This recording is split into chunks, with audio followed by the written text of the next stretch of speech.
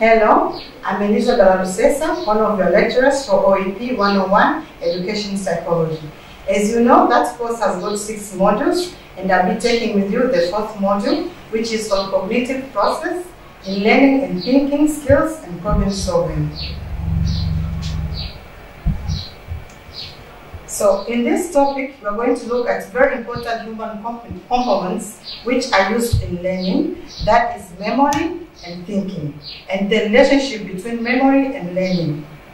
In learning, one must receive information from the environment and have the mechanism to retain it. With retaining this information, then after retaining this information, you retrieve it later for use. That is in the learning process. So like now that I'm teaching you, this is information that you're receiving. Then after receiving this information, you encode it, you restore it, and then later you're going to retrieve it during your learning process. Example, when you're going to do your exams, you're going to remember that Madam Elisa taught us this lesson, and these are the subjects or the topics that we received, and then you're going to use that information in your exams. So memory is that ability we have of encoding, retaining information around us, and the experiences we encounter over a period of time, and then retrieving that information from our memories. So the first part of memories is on how we restore the knowledge in the memory, that is input. Now first we have to understand how do we receive this information. So this information is received through the sensory organs, that is the eyes, the ears, that is the skin, such as the warmth called the pleasure, and the touch, and also through the nose, that is we receive the smell, and also lastly through the tongue, that is the taste. So the information from the stimulus has to be encoded, that is the stimulus is converted in form that it can be stored in the brain. Encoding imageries involves the forming of mental pictures. In the classroom teaching, the teacher uses pictures to aid the students to learn a specific object or an event. So when you're encoding imagery, example is when the teacher is teaching, uses teaching aids so that the student can be able to understand easily. Whereas a quick memory stores audio sensations like the tone of a nice piece of music or a voice of the lab teacher. Example, when I'm teaching right now, if you fancy my voice, that is called a quick memory. That means you'll be able to remember my voice and store it in your memory. The most crucial factor in acquisition part of the memory is the attention. That is the ability to focus on one aspect of the environment while ignoring the others. So we should understand that it is very important in the process of encoding and storing memory. You have to pay attention. So as a teacher, when you're teaching your students, you have to make sure that they pay attention to you. In the classroom, the student is bombarded by a number of stimulus at any moment. So he can ignore all or pay attention to one stimulus, like on the teacher's instructions, when that will be processed for storing. So as I said earlier, it is very important that your students pay attention. So attention is very crucial in the acquisition of memory. We should note that we only store the information that we pay attention to. Encoding process can either be automatic or it can be thoughtful. Automatic, this is the unconscious way of storing or processing information. Example can be during your graduation. This information is stored unconsciously. So this information, you don't have to claim or you don't have to think that hard. They just happen and then you store yourself in your brain. But then with effortful, we deliberately make conscious effort to store the information or messages. Example, mathematical formulas. So if you remember when you were studying during your primary or your secondary, you had to make sure that you know the mathematical formulas. And you took a lot of effort to memorize those formulas. It was not unconsciously, but you had to work hard in order to memorize those formulas. So as teachers, we're supposed to encourage our students to use this type of effortful way of encoding so that they are able to understand and store as much information as they possibly can. Now we have to know that there are main 3 structures that are involved in memory. And that is the sensory register, the short-term memory, and the long-term memory. So to begin with the sensory register, This is the first structure of the memory that holds the raw information. The first information that we receive from the environment for about 1 to 3 seconds, then long enough to decide if this information should be processed or not. Sensory registers have a capacity of storing very, very few items. For example, somebody's name. Short-term memory has a limited capacity of holding 5 or 9 chunks of information. What are chunks? These are a lot of information, but then the brain has the capacity of storing them into several groups so that it can enable you to remember them for later use. So the information we pay attention is selected for processing for short-term memory. So large information is broken down into chunks which can be easy to memorize and store in the brain. Short-term memory is also known as a work memory because we consciously process raw information from sensory registers and we give it a meaning. Long-term memory is vast and more durable than the short-term memory. It has the capacity which is unlimited compared to the short-term memory. Retrieval is a process just like encoding. So you have to know this is a very important term. It's called retrieval. It goes the same process as the encoding, that is the process of inputting and processing outputting. This process involves sorting out and transferring information from the long-term memory to the short-term memory for use. So it is, in a simple way, you can say it's just the process of transferring information from the long-term memory to the short-term memory so that you can actually use that memory. Now, let us go and look at ways to improve memory. Now that we have already seen what is memory, we have seen the 3 structures, that is the sensory register, the short-term memory, and the long-term memory. Now let us see that ways we can improve our memory. First of all is to focus your attention on the materials that you are going to learn. For example, you are learning this topic. So if you're going to do an exam, you're going to focus exactly on these materials that you are studying today so that it can help you later on to do your exams well. We should also avoid cramming by establishing regular study sessions. We encourage our students to avoid cramming. You should try to read the materials thoroughly so you can understand. Because sometimes when you cram, it's very easy for you to forget. You should visualize the concepts to improve memory and recall. So sometimes when you look at the concepts, you try to visualize them so that it's easy for you to understand them, so that you can easily retain them in your memory, and then later you can also recall it. Therefore, you should pay close attention to diagrams, to charts, and photographs in your textbook, as these are so easy. If you visualize them, it's easy for you to remember. You should also pay extra attention to difficult information. So when you're reading something, you're reading an important document, if you see that the information is a bit difficult, you should pay extra attention to that information so that you're able to retain that information in your memory, and then later you're able to retrieve it and use it. You should also try to teach each person new concepts. So for example, today you're learning about memory. In order for you to understand that concept thoroughly, you can try to teach each other in groups, or you can try to teach one another. You teach these concepts, and the more you're teaching that person, it's easy for you to understand. You should try to elaborate and rehearse the information that you are studying. Remember that rehearsing is important in encoding information in the long-term memory. So rehearsal is also very important when you are studying, so that it means, by rehearsal, it means that you repeat what you are studying several times. It's more like you are revising. Also try to structure and organize the information that you are studying. And you can do this by sometimes summarizing what you are studying in small points, so that later on you can be able to remember what you are studying. After seeing ways to improve memory, now let us see why or how we forget. Sometimes you may be studying something and then you are trying to remember and you go like, I forgot.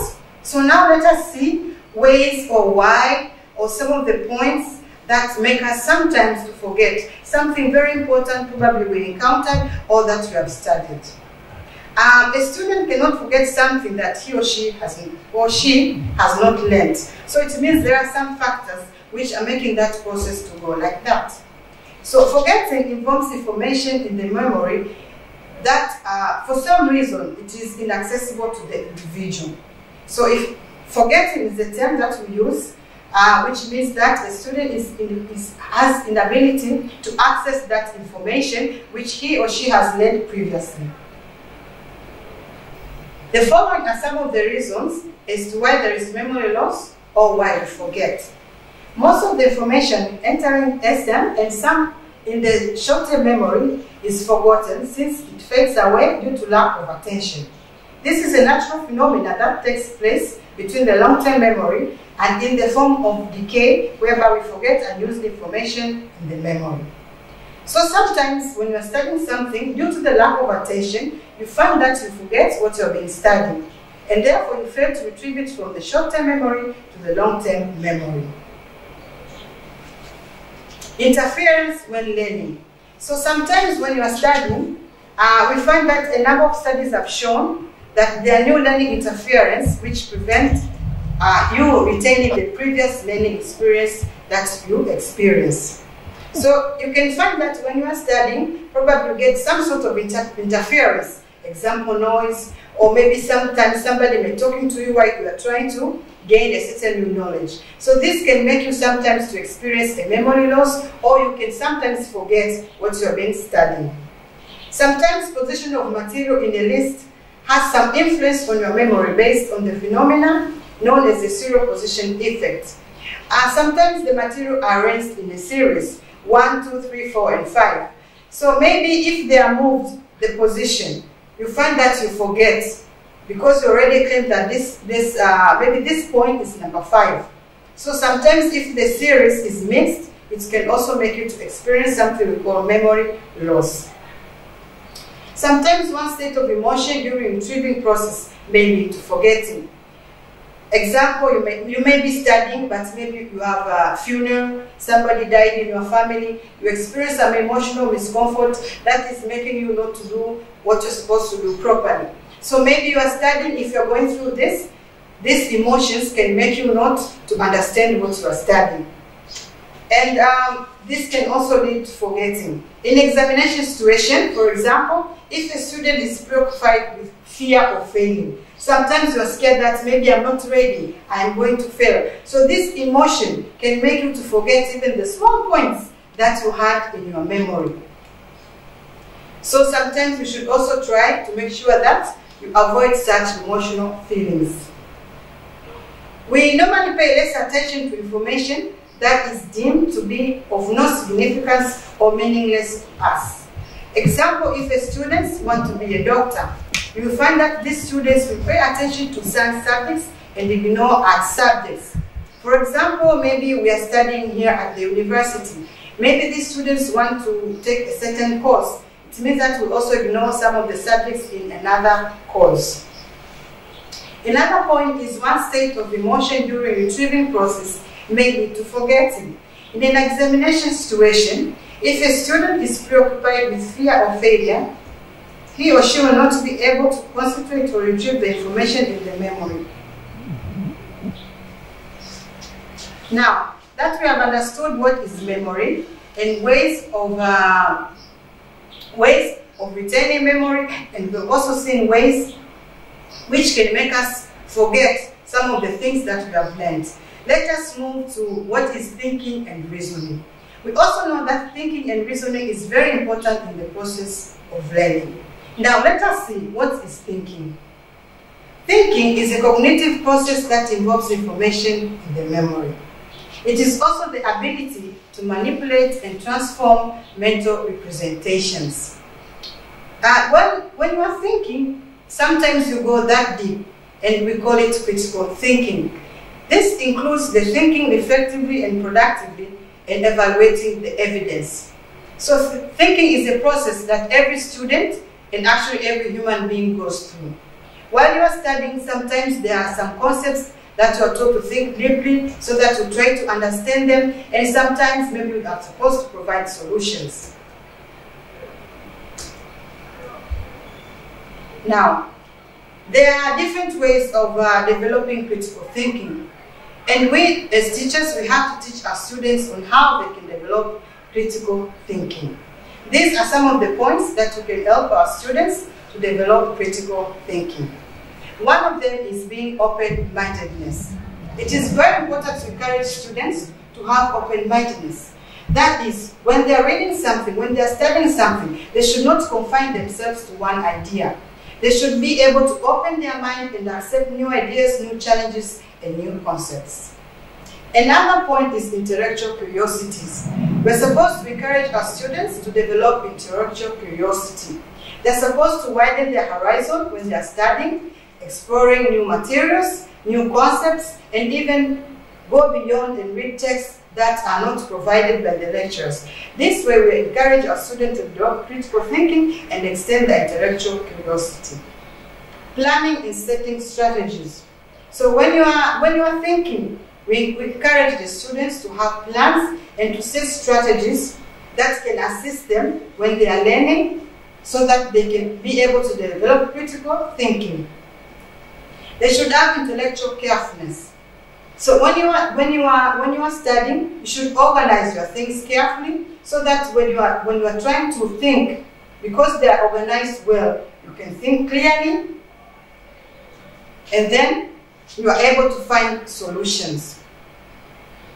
Stressing the course of ongoing classroom assessment and techniques. So we should encourage to have assessments in the classroom so that the students can develop critical thinking.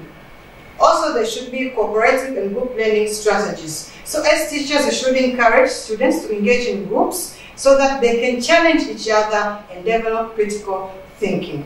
And the last one is also using questions. So we should encourage students to ask questions, and we teachers, we should also ask questions. This way we can encourage critical thinking and reasoning.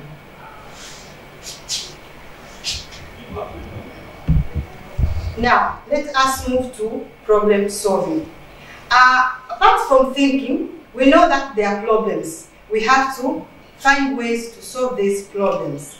So as teachers, we have to equip our students with skills that can enable them to solve problems. Now, one of the functions of thinking is to solve problems and address challenges that we encounter. Problem solving means finding best ways or strategies for teaching a goal. For example, finding a cure for AIDS or raising people's awareness of the effects of corruptions.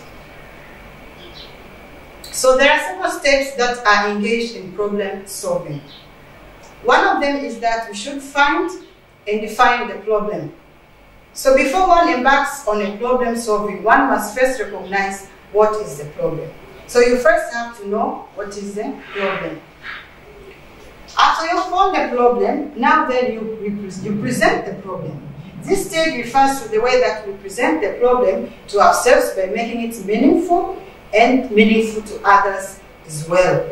So once you have already identified the problem, the second stage is that you present the problem in a meaningful way so that it is meaningful to you and it is also meaningful to other people. The third stage is formulating possible solutions. In this stage, one generates possible solution to the problem. One thinks of many solutions as possible. And in this stage, that's where creativity comes in. So we encourage students to be creative so that they can develop several solutions to the problems that they have identified and the problems that they have presented. The last stage is evaluation of the solutions. This stage involves two steps. The first is to ensure that all important factors are in plan and that each has the essence of the problem. So in this stage, after you have already developed the solutions, you now evaluate the solutions to see if they are suitable or if they solve the problem that you have earlier identified. Now, when you are trying to solve the problems, sometimes you find some setbacks. There are some stumbling blocks that are involved during the process of problem solving. So sometimes it is not a smooth process, as we have said earlier. It is important to know about this so that we can avoid, so that we can have a smooth problem solving process. Now, some of these stumbling blocks that can lead to make you not to solve your problems well, one of them is lack of motivation. Sometimes you may identify the problem, but you're not motivated to solve that problem. Or maybe it does not touch you that much. So you find you are not that motivated to solve that problem. Or sometimes you are fixated to a certain idea and you find that you are not ready to welcome another solution. As we said earlier, we should encourage a student to have an open mind. But you find some are fixed in a certain idea or in a certain concept. So that when you introduce a new knowledge or new solution, it becomes a challenge for them, and this can lead to one of the setbacks in solving the problem. Sometimes there is inadequacy of emotional control. As we said earlier, sometimes some emotions, they can hinder you to remember, they can hinder you to succeed, okay? So now this is also one of the problems that can make you not to be able to resolve or to solve your problem. Another one is distraction by irrelevant information. So maybe you have identified your information, and then you find that after you identify that information, you are distracted by another information which is not relevant to what you are trying to resolve. And sometimes the last one is belief biasness. Sometimes you have a certain belief that can make you hinder to resolve that problem. For example, maybe you are saying you have identified that there is a problem with girls' education, but then you're coming to this society that believes that girls are not supposed to be educated. So this can also be one of the setbacks that can make you not to resolve your problem well.